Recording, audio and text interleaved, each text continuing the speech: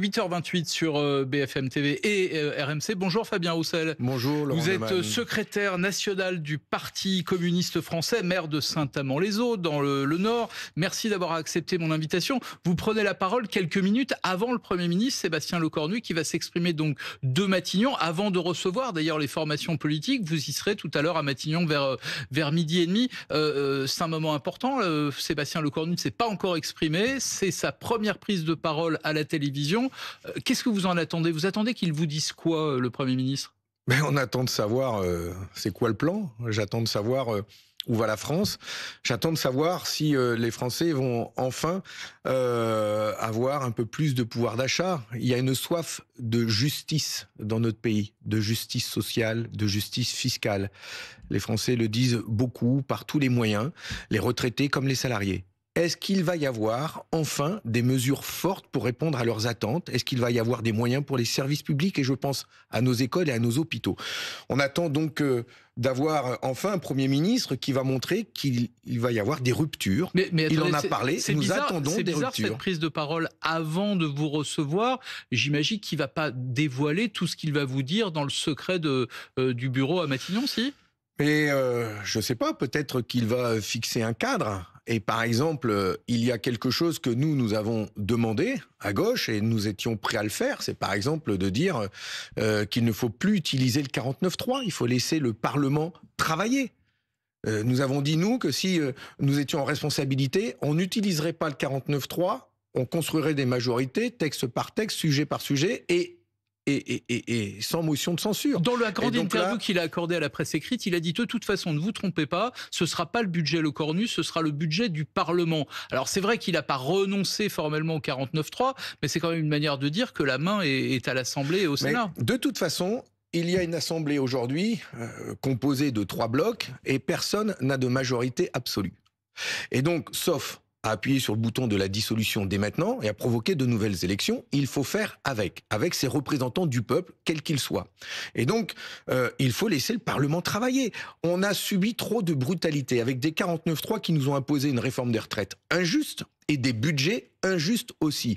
Et donc, en laissant le Parlement travailler, et donc en s'engageant à ne pas faire de 49.3, eh bien, le Premier ministre peut demander en même temps aux oppositions « ne me censurez pas ».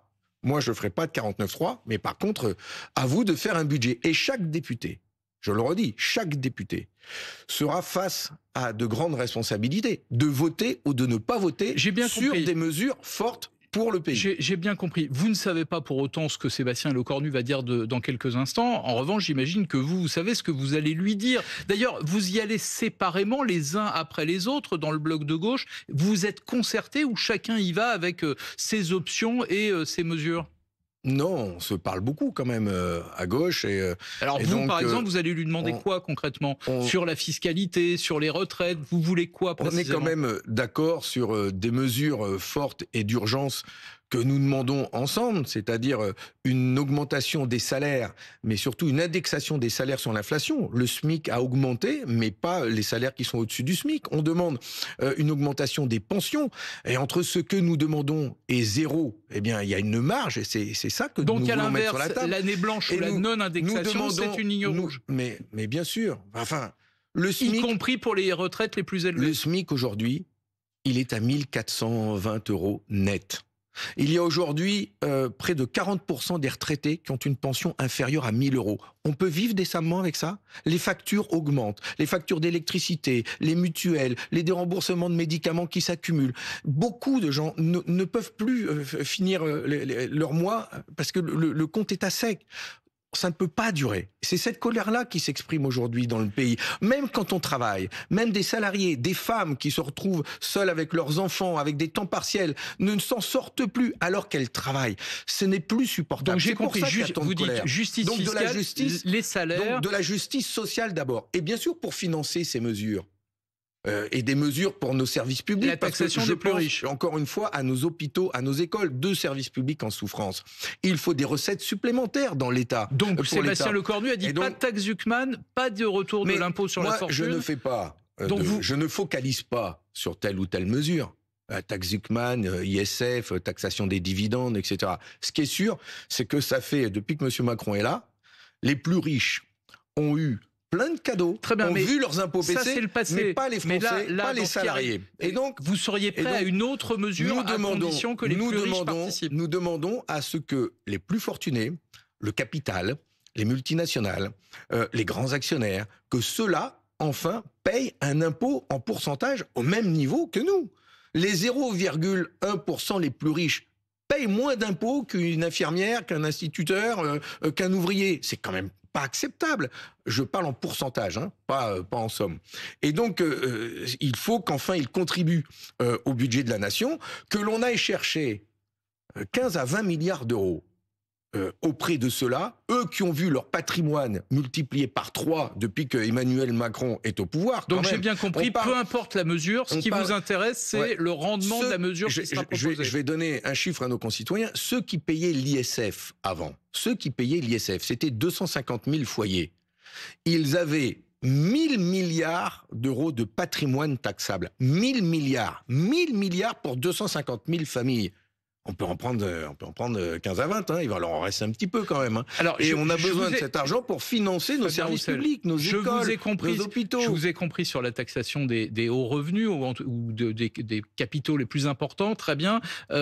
Sébastien Lecornu, il a quand même fait hier des propositions sur le travail. Vous parliez à l'instant des salaires. Il a proposé le retour de la défiscalisation des heures supplémentaires, le retour de la prime Macron défiscalisée et exonérée de cotisations sociales, la baisse de l'impôt sur le revenu pour les couples qui sont légèrement au-dessus du SMIC.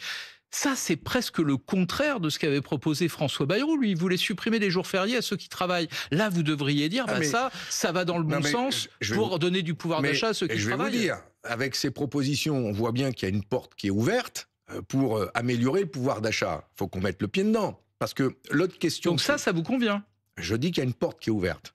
Nous, on a proposé, par exemple, de baisser la CSG sur les pensions de retraite, sur les salaires, en dessous de 2000 euros net par mois. Que vous remplacez par quoi? Mais justement, c'est la question qu'on pose. Parce que entre la baisse de la CSG que l'on propose et lui, ces mesures de défiscalisation, comment il le finance? Nous proposons justement des recettes nouvelles en allant taxer le capital. Mais lui, quelles sont les recettes nouvelles qu'il propose? Parce que s'il finance ça en faisant encore des mesures d'économie sur nos services publics, sur les communes, le budget des communes. Ce n'est pas acceptable. Donc, il va falloir aller chercher des recettes nouvelles. Regardez le scandale encore aujourd'hui que l'on découvre avec l'affaire des Koum, cette fraude fiscale. Mais c'est 33 milliards d'euros qui a manqué au budget de la France parce que des grandes banques ont proposé à des grandes multinationales de ne pas payer d'impôts sur les dividendes. Mais c'est un scandale. Je dis ici, je le dis, que ces délinquants en col blanc doivent aller en prison. Il faut durcir la loi. On ne peut plus accepter de se faire les poches par des banques qui ont pignon sur rue. Et après, c'est de l'argent qui manque pour financer le pays. Il y a un autre sujet que vous portez, le Parti communiste, mais en réalité la plupart des partis de gauche, c'est celui du conditionnement des aides aux entreprises. Oui. Et vous avez forcément vu le PDG de Michelin, oui, Florent Ménégo, qui dit bah oui, j'ai touché du crédit impôt compétitivité emploi, le fameux CICE, pour acheter des machines-outils. L'usine elle a fermé, ces machines-outils je les ai envoyés en Roumanie, je les ai délocalisés. Je vais rendre l'argent. C'est quand même la preuve que c'est possible, donc. Que certains patrons sont vertueux et rendent l'argent. Carrément. Mais heureusement qu'il le fait. Il le fait sous la contrainte parce qu'il a été dénoncé. Cette affaire a été révélée par les syndicats, les salariés, la CGT de Michelin. Je l'ai dénoncé dans mon livre. J'ai révélé ce scandale que Michelin a perçu des aides publiques. Ils ont acheté des machines et plusieurs d'entre elles ont été délocalisées en Espagne et en Roumanie. On l'a écrit noir sur blanc. Fabien Gay, auteur de la commission d'enquête sur les 211 milliards d'euros d'aide publique, sénateur communiste fait cette tribune, absolument. L'a lui aussi rappelé dans son audition qu'il a fait du PDG de Michelin. Et à l'occasion de cette audition, le PDG de Michelin a dit oui, bon, c'est vrai, on est pris la main dans le pot de confiture, on va rembourser. C'est pas tout à fait ce qu'il dit. Il dit on n'a pas touché d'aide indue, on a touché des aides, mais la conjoncture a fait que ces aides, on n'aurait pas dû les toucher, on les rend. Reconnaissez que c'est vertueux. Mais d'accord. Donc est-ce que c'est utile de conditionner ces aides? Mais bien sûr, il faut l'écrire noir sur blanc. Il faut écrire noir sur blanc que des aides publiques versées aux entreprises, nous ne sommes pas contre. Les aides publiques versées aux entreprises doivent servir l'intérêt de la France, des travailleurs, la relocalisation de l'industrie dans notre pays, doivent servir à ce que les machines restent ici et tournent ici. Elles doivent servir l'égalité femmes-hommes, elles doivent servir la formation en France. Ça doit servir à ça. Mais est-il logique que dans notre pays, alors que l'on cherche des économies, que sur ces 211 milliards d'euros d'aides versées aux entreprises, certains touchent ces aides et versent des milliards d'euros de dividendes à leurs actionnaires. Michelin va verser en 2025 1,4 milliard d'euros de dividendes et il perçoit des aides publiques. Enfin, nous proposons que quand une entreprise verse des dividendes à ce niveau-là, qu'il en déduise les aides publiques versées. Enfin, il n'y a pas de sens à ce que l'argent de nos impôts aille dans les poches d'un groupe qui ensuite verse à ses actionnaires. On a besoin de cet argent pour justement faire des économies et financer les besoins du pays. Hier, pour toutes les raisons que vous venez d'évoquer, vous étiez dans les cortèges. Je crois que vous étiez à Valenciennes. À Valenciennes, avec les salariés d'Outinor qui se battent pour défendre ses emplois. Vous avez vu qu'il y avait beaucoup moins de monde dans les rues. La CGT disait le 18 septembre 1 million. Hier, elle dit 600 000. Le ministère de l'Intérieur dit même moins de 200 000. C'est la faute à qui? C'était une erreur, au fond, de lancer cette manifestation alors qu'on ne connaît pas le budget, qu'il n'y a pas de gouvernement, on ne sait pas quelle sauce on va être mangé. Est-ce que c'était le bon timing finalement? D'abord, il y a toujours une soif de justice forte. Je l'ai dit. Il y a moins de monde, mais la colère est la même. Ah oui, oui, parce que vous savez, c'est difficile pour des salariés de faire grève 2 fois de suite et de perdre du salaire à chaque fois qu'ils font grève, parce que c'est comme ça que ça se passe. Et donc, c'est pas parce qu'il y avait moins de monde dans les cortèges, et il y en avait quand même plusieurs centaines de milliers, plus de 250 grèves, que la colère serait plus faible. Et nous sommes assis sur un volcan, la France va mal, on vit mal même quand on travaille. C'est insupportable pour des millions de nos concitoyens. Il y a besoin de changement. Même s'il y avait moins de monde dans les cortèges hier, la soif de changement, elle existe. Alors vous étiez à Valenciennes, donc vous n'avez peut-être pas entendu ce qui s'est passé à Paris, mais il y a eu quand même un moment qui a frappé tous ceux qui ont regardé cette manifestation. Olivier Faure, le patron du Parti Socialiste, et son collègue Boris Vallaud, qui est le chef des députés socialistes, hués, invectivé, insulté, PS collabo, salue les traîtres, retourne lécher les pieds de Lecornu, tout le monde déteste le PS. C'est ça l'union de la gauche. Pendant que les syndicats, eux, montrent qu'ils sont unis, les partis de gauche, voilà l'image qu'ils montrent d'eux-mêmes. C'est bien sûr inacceptable, scandaleux, mais je sais que ce genre de pratique existe de la part d'une minorité d'extrémistes. Minorité de la France insoumise ?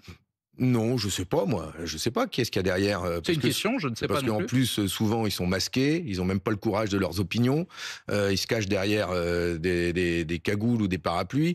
Non, c'est pas, ça n'a pas de place, justement. On a besoin d'être unis et forts, les salariés, les syndicats, les forces de gauche, pour pouvoir peser aujourd'hui et obtenir des changements. Olivier Faure, il était à votre micro cette semaine, lundi, au micro d'Apolline de Malherbe, et il a dit si rien ne change, nous, on censure. Vous êtes exactement sur cette ligne-là, vous êtes aligné avec lui? Les députés communistes et du groupe GDR disent la même chose, et je pense à ceux d'Outre-mer aussi qui sont dans notre groupe et où la vie chère pèse beaucoup là-bas aussi.